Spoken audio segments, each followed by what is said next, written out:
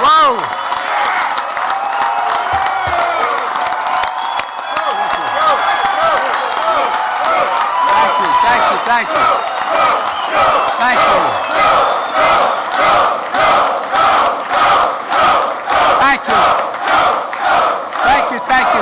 Thank you. You better stop, I'll start believing it. Please have a seat if you have one. It's good to be home.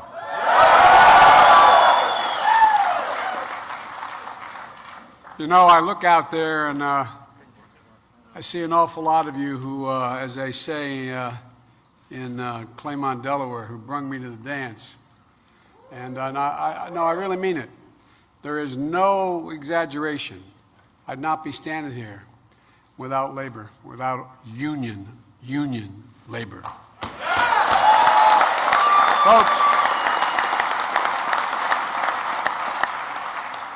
as we used to say when I was a senator, if you excuse a point of personal privilege, before I turn to my main remarks, I'd like to have to briefly address the horrifying reports of the atrocities taking place in Ukraine and the steps the United States is taking to respond in close coordination with our allies and our partners. And I'm sure you've seen the pictures from Bucha and just outside of Kyiv. Bodies left in streets as Russian troops withdrew. Some shot in the back of the head with their hands tied behind their backs. Civilians executed in cold blood. Bodies dumped into mass graves. A sense of brutality and inhumanity left for all the world to see unapologetically. There's nothing less happening than major war crimes. Responsible nations have to come together to hold these perpetrators accountable. And together with our allies and our partners, we're going to keep raising the economic cost and ratchet up the pain for Putin and further increase Russia's economic isolation.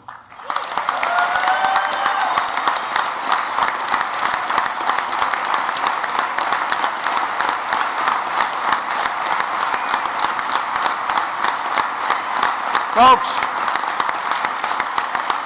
the steps we've already taken are predicted to shrink Russia's gross domestic product by double digits this year alone. Just in 1 year, our sanctions are likely to wipe out the last 15 years of Russia's economic gains. And because we've cut Russia off from importing technologies like semiconductors and encryption security and critical components of quantum technology that they need to compete in the 21st century, we're going to stifle Russia's ability and its economy to grow for years to come. Folks, this is the United States, and we're taking additional steps in lockstep with our allies and partners to raise the economic pressure on Putin. First, the United States will impose full blocking sanctions on Sberbank, by far the largest financial institution in Russia, and Alfa Bank, its largest private bank. We're locking down any accounts, any funds that those banks hold in the United States. They'll not be able to touch any of their money. They'll not be able to do any business here. And second, I'm going to sign an executive order that's going to ban any new U.S. investment in Russia. More than 600 private sector companies.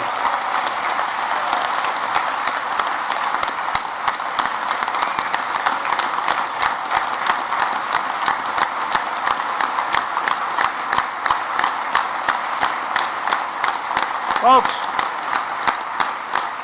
corporate America is stepping up and change. From McDonald's to Exxon, they've left the Russian market on their own accord, 600 of them. Think about that. The private businesses choosing to leave Russia rather than the risk being associated with Putin's brutal war. And this ban on investment is going to make sure that new money can't come into Russia to replace what's left so that Russian economy doesn't feel the loss and the loss of these businesses for the long term. Third, we're adding more critical state-owned enterprises to the list of fully blocked Russian companies. These companies are major revenue generators owned by Russian government, which Putin uses to fund himself and enable his war in Ukraine. They'll also be cut off from doing any business with the United States. They'll not be able to access or use any assets they have in the United States. And fourth, we, along with our European allies, are adding the names of the list of Russian elites and their families that we're sanctioning. You see these yachts where they're being picked up? No, think about it. Think about the incredible amounts of money these oligarchs have stolen. These yachts are millions and millions of dollars. Look, these oligarchs and their family members are not allowed to hold on to their wealth in Europe and the United States and keep these yachts worth hundreds of millions of dollars, their luxury vacation homes, while children in Ukraine are being killed, displaced from their homes every single day. And finally, we're continuing to supply Ukraine with the weapons, resources they need to defend their country. Last Friday,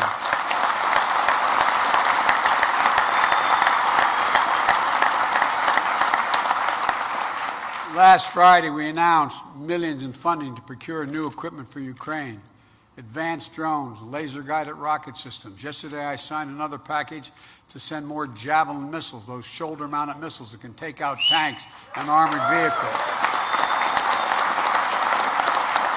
To keep getting an uninterrupted supply to the Ukrainian military.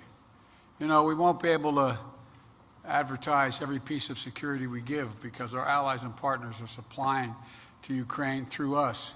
But advanced weapons and ammunition are flowing in every single day. And as you may have seen yesterday on television, when the Secretary of Defense was being cross-examined by one of our, how can I say it, our congresspersons, saying, "What have you done?" And he basically looked at him and said, "What the hell do you think we've done? Why do you think they're able to fight? We've trained them and we've given them the weapons." That's what's happening. Look,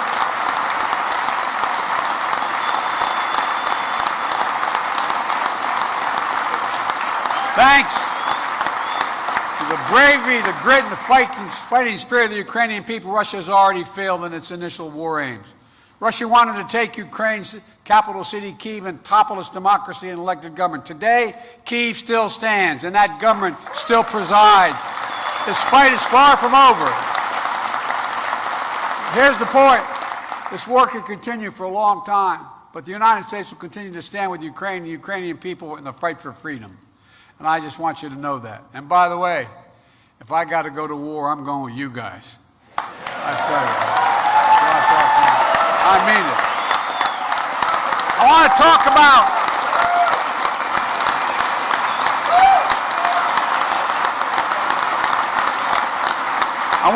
about what I'm here today to talk about. You women and men and the American union movement. Remember, you know, when the Fair Labor Standards Act was first passed, everybody said you can have unions. It didn't say that. It says we should have more unions. We should. American labor, the building trades unions, President McGarvey. And by the way, Dad, Jack, where are you, Jack? I tell you what, Dad, as they say in Southern Delaware, you done good with this boy.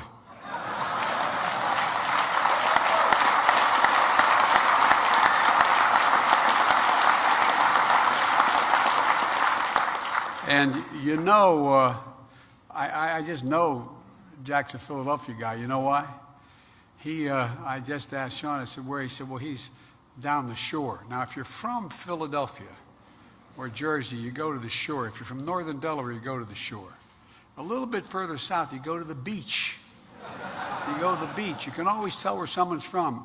And Dad, I asked whether or not you, like my wife Jill is from Philly, still talks about Broad Street, the Broad Street run, you know, and you know what you see, and you know, Jeet, yet, you know, I had to learn to speak Philadelphian when I got married.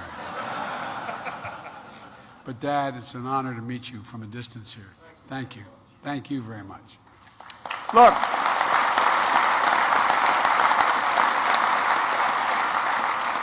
It's good to be with you all, and I mean that. You know, there's an old expression, as I said earlier, you go home with them that bring you to the dance. And you folks brought me to the dance. And the people who brought me to the dance were union workers, not just workers, union workers. IBW, iron workers, boilermakers, teamsters, laborers, bricklayers, masons, plumbers and pipe fitters, painters, plasterers, roofers, operating engineers, steel metal workers. You're all represented in this room. and so many more who are not in the building trades that are union members across the country. I want to thank you for what you did to support my election this last time out. I remember going to a guy sitting down here a little further to the right when I refused to, I wasn't going to introduce my climate plan until I decided I was going to speak to a guy from the IBW, because I wanted to make sure you all knew what I was doing and why it not only was good for the environment, but good for labor. And I sat down with that guy right there, and he thought about it, and he went out and he talked to other people, and you all stepped up. And I mean it sincerely. You're probably the biggest reason why I'm standing here today. I've never forgotten not only what you've done for me, but more importantly, what you've done for this country. You're the ones who literally built this country, and that's not hyperbole. And you heard it 1,000 times when I was running for office, that we're going to build this economy, not from the top down anymore, but from the middle up and out. That's how you build America. Because we know that when the middle class does well, the poor have a way up and the wealthy are just fine. That's exactly what we're doing. And by the way, the reason there is a middle class is because of unions. Unions. Fact. Unions. That's a fact.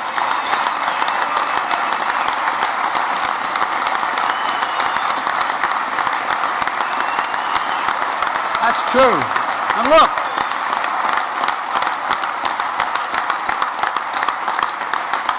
not only you provide a good living, but what you do more than anything else, my dad used to say, you allow people to have dignity, the dignity of their work, to be treated with respect. When it comes time to rebuild the economy, before I did anything, as I said, I talked to you. I laid out my plan for economic growth. I talked with a lot of the folks sitting behind me here and others in the union movement. And with your help, it was a darn good plan. And look at the results. Our economy created 431,000 jobs in March. 7.9 million since I became president.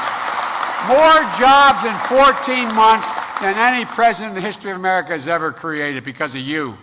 Unemployment's down to 3.6% from 6.4 when I took office. The fastest decline in unemployment to the start of the term of a president ever recorded because of you. And the economy grew 5.7% last year, the fastest growth in 40 years. I know people are still hurting. I'm not unaware of it. As my dad would say, every time that price of the gas went up at the pump, guess what? It was a conversation at our kitchen table that mattered. It affected outcomes. It affected what we did. But in the process, we were able to cut the deficit by $360 billion last year.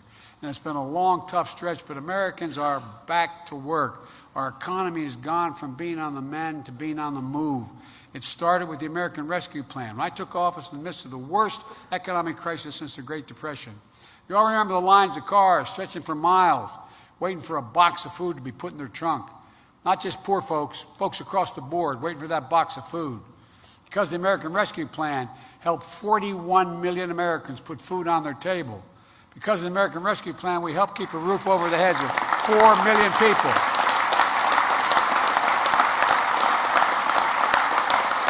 When you helped get that plan passed, 4 million people were on the verge of being evicted from their homes and apartments. That's a fact, not a joke. 4 million.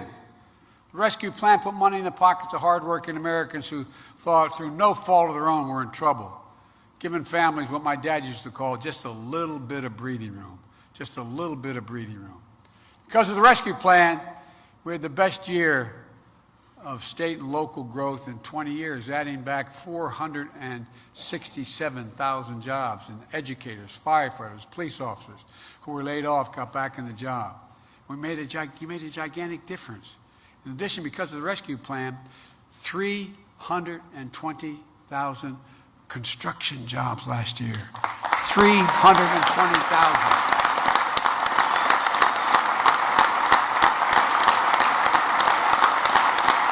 You're building America again.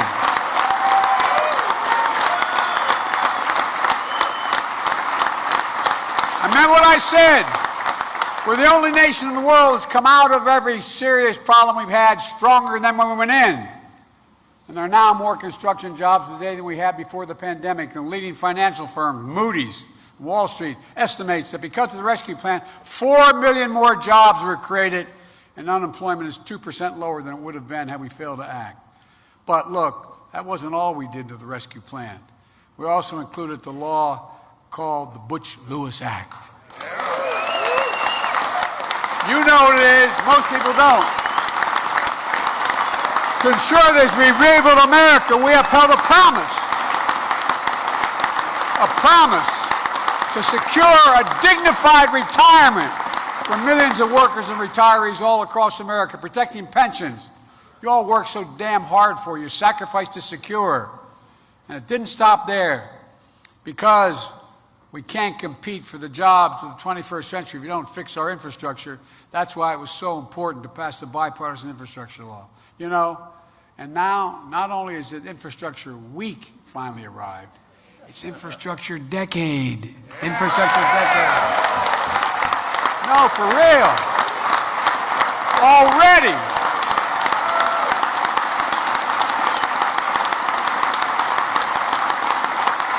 Already, as all of you know, we've announced nearly $5 billion to improve 3,000 airports across 50 states this year. We've announced $5 billion, including $650 million this year alone. So Lonnie Stevens and the IBW can get to work building a national network of electric vehicle charging stations, 500,000 across the country. We've announced $4.7 billion to cap and plug hundreds of thousands of orphan wells and gas wells spewing methane into the air, creating jobs as good as the jobs of the folks dug those wells got paid in the first place. Same folks. Nearly $17 billion for ports, waterways, and dams. 700 projects already announced across 50 states. $52.5 billion for highways and road repairs this year. $5.4 billion for bridges this year. The I-5 bridge over Columbia River in Washington State. The I-95 bridge in West Haven, Connecticut. The Jefferson Highway. US 61 East Baton Rouge Parish in Louisiana. The list goes on. Not only that, we're getting rid of poisonous lead pipes in 10 million homes and 400,000 school and child care centers.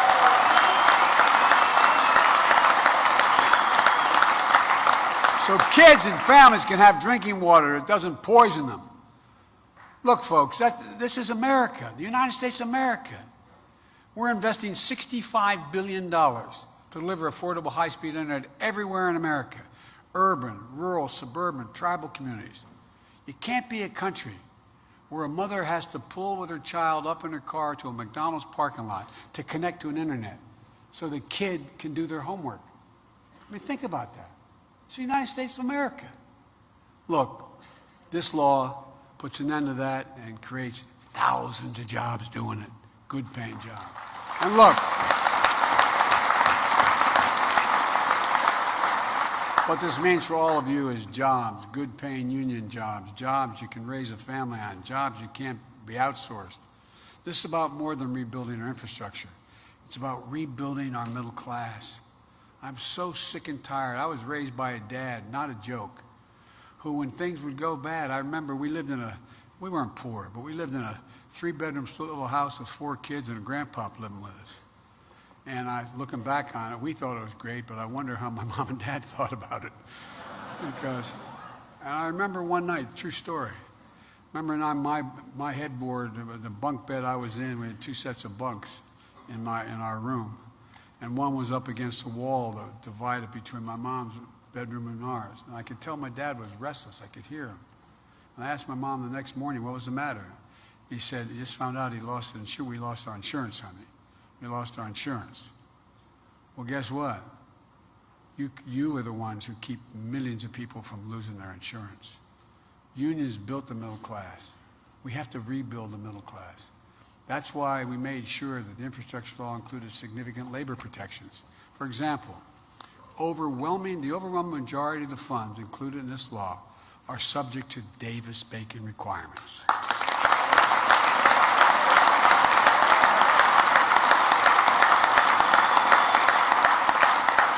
And by the way, as you may remember, when the President Obama asked me to do the Recovery Act back in our administration, the previous one, we didn't do any you guys didn't do. If they wanted the money, they had to show me that they were doing it and paying a prevailing wage. As you know, that means folks who are rebuilding the country are going to earn a prevailing wage now. And by the way, the Labor Department, led by a proud former president of the Labor's Union 223, Marty Walsh.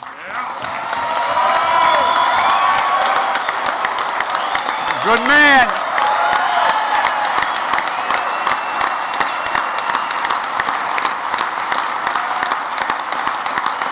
If I'm in a foxhole, I want Marty next to me. Look, he recently proposed a new regulation to strengthen prevailing wage. Another thing the law does is help expand registered apprenticeships. Wasn't it wonderful when a business said, don't worry, we'll do the apprenticeships? Wasn't that a great, generous thing for them to do early on? Well, come on, man. Union partnerships that allow workers to earn while they learn, that matters. Because laying a strong foundation for the future of this country is about more than having strong roads and bridges, ports, and airports that can compete with any in the world. It's also about making sure that here in America, folks who work hard and live their lives, they have an opportunity to live it with dignity and respect. That's what unions are about, in my view, about providing dignity and respect for people who bust their neck.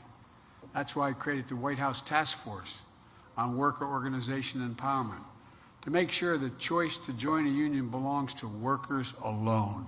And by the way,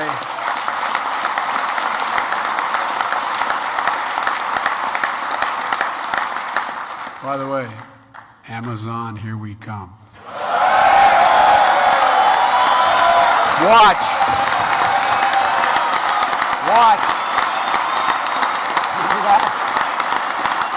Well,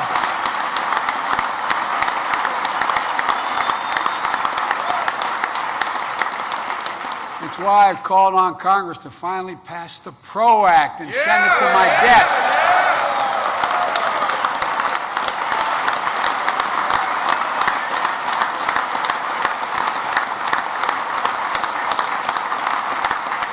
And that's why we're strongly encouraging grantees to get infrastructure funding to use what we know as the project labor agreements. You know what they are. The vast majority listening to this won't know. Which helps ensure the people building major projects are well-trained, highly skilled workers who have a voice on the work site. Look, you all know why this matters. Union members get higher wages and benefits like health care and insurance and paid leave, protections against discrimination and harassment, safer, healthier workplaces. But there's another reason, the basic American reason. Workers who join a union gain power, the power over decisions that affect their lives. When you've got a union, workers' voices are heard and heeded. Unions provide, in one word, democracy in the workplace. Organizing, joining a union, that's a democratic and democracy action. Unions aren't just good for workers who join them. Rebuilding America with union labor is smart for business and the American public and for our entire country. Union workers, and I'm not just saying because you're sitting there, but give me my word, you're the best in the world at what you do. Highly skilled, highly trained.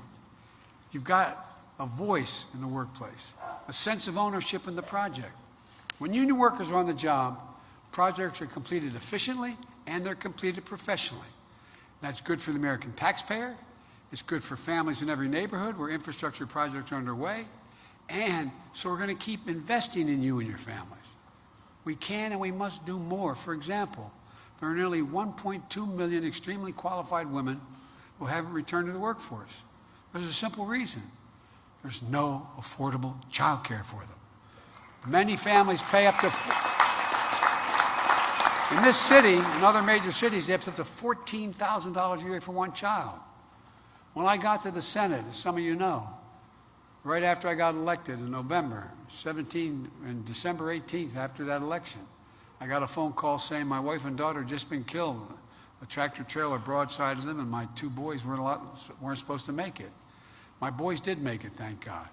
But the point was, everybody thinks I commuted every day because I was this good father wanting to go home. That's true. But I couldn't afford daycare. So I had my mom and my sister and my brother. I had to do it from home. I had no choice. And I was making a good salary. I think at the time we were making $42,000 a year, which was a fair amount of money. I couldn't afford child care.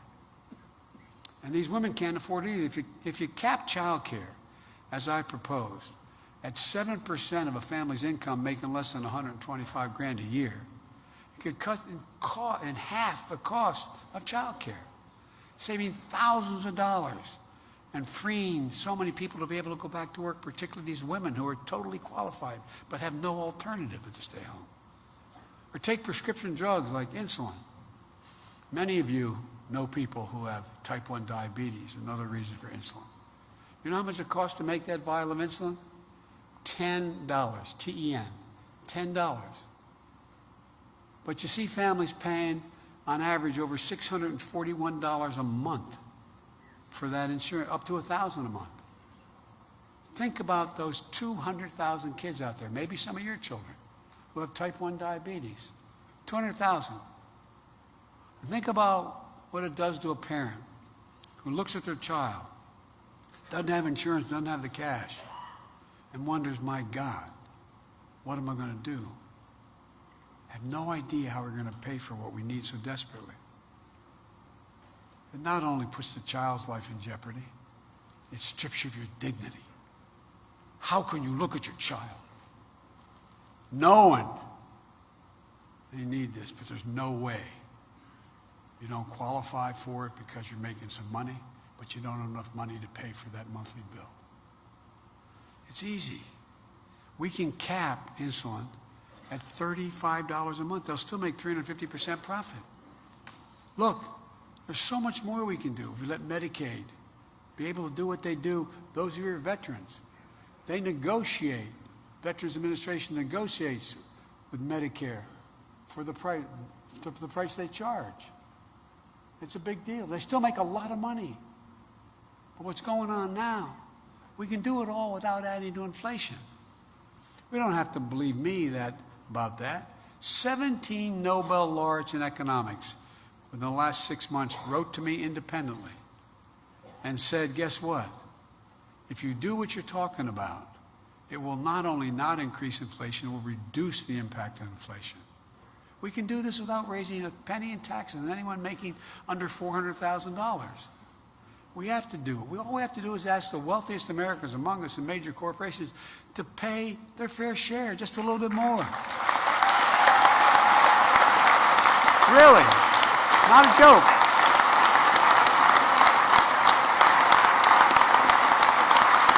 Not a joke. I made a commitment. No one making less than $400,000 in my administration while I'm president will pay a penny more in taxes. That's why I held up the passage of the infrastructure bill. They wanted to add a fee for highways. I said, no, ordinary people are going to be paying for that. I'm not for that. We got to have everybody chip in and pay their fair share. Look, folks, there's no reason why when someone making $10 million a year should pay a lower tax rate than a married couple who are a firefighter and a school teacher. But that's how it works.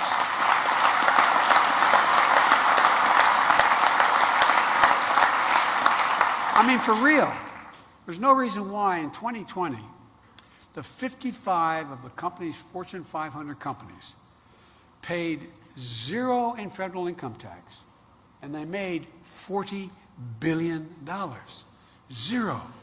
Zero. Look, I'm a capitalist. If you can go out and make $1 million or $1 billion, go at it. But for God's sake, chip in and pay your fair share.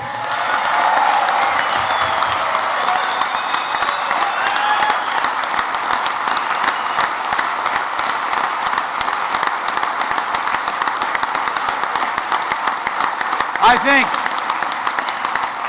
even a lot of my friends are registered Republicans living out there. They think that too. I mean, it's just so outrageous. That $2 trillion tax cut, the last guy. What was his name? Anyway, the last guy. I forgot it. He never showed up for the inauguration. But anyway. But all kidding aside, I shouldn't kid. that tax cut basically went to the top 0.1% of the American public. And it didn't grow the economy. Look, the bottom line is this. The United States is in a position to outcompete the world once again. If we can keep coming together, invest in the backbone of America, there's no limit what we can achieve. When I wasn't going to run again, as some of you know, some of my friends. But when I finally decided to run, and my kids encouraged it because, anyway, I won't go into that, but if I finally decided to run, the fact of the matter is, I made a judgment. We just had there's no reason why we have to keep it the way it's been. When's the last time trickle-down economy has trickled to anybody you know? No, I'm serious. I'm not joking. I'm not joking. So look, I said I was running for 3 reasons back then. 1, to restore the soul of this country. And by that I meant decency and honor and honesty in what we're going to do. And 2, to rebuild the backbone of America.